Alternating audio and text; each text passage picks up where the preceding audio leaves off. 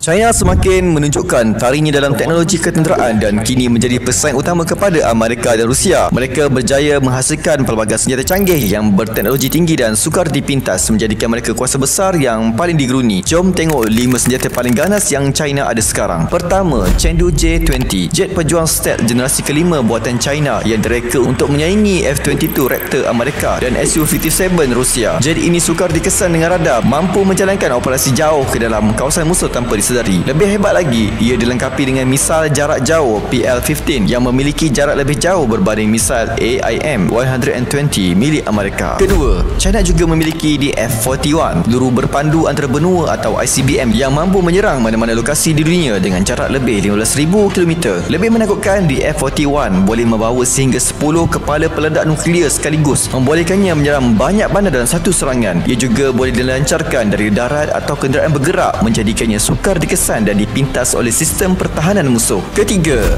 Type 055, kapal pemusah paling canggih mereka yang standard dengan cruiser Amerika. Kapal perang ini mempunyai 112 pelancar misail untuk pelbagai serangan, termasuk anti kapal, anti udara dan serangan darat. Dengan radar AESA moden, Type 055 mampu mengesan jet pejuang dan kapal selam musuh dari jarak jauh, memberikan kelebihan besar dalam pertempuran laut. Keempat, DF-ZF. China juga membangunkan DF-ZF, iaitu peluru berpandu hypersonic yang mampu mencapai kelajuan sehingga Mach 10. Dengan kelajuan luar biasa ini, peluru berpandu ini hampir mustahil untuk dipintas oleh sistem pertahanan udara sedia ada. Keupayaannya untuk menyerang sesaran jauh dengan ketepatan tinggi menjadikannya ancaman besar kepada Amerika dan sekutunya. Kelima, H-20, sebuah pesawat pengebom halimunan jarak jauh yang bakal menjadi saingan kepada B-2 Spirit Amerika. Walaupun masih banyak maklumat dirahsiakan, bomber ini dikatakan mampu terbang lebih 8,000 km tanpa perlu mengisi minyak, membolehkan ia menyerang sasaran di Amerika terus dari China.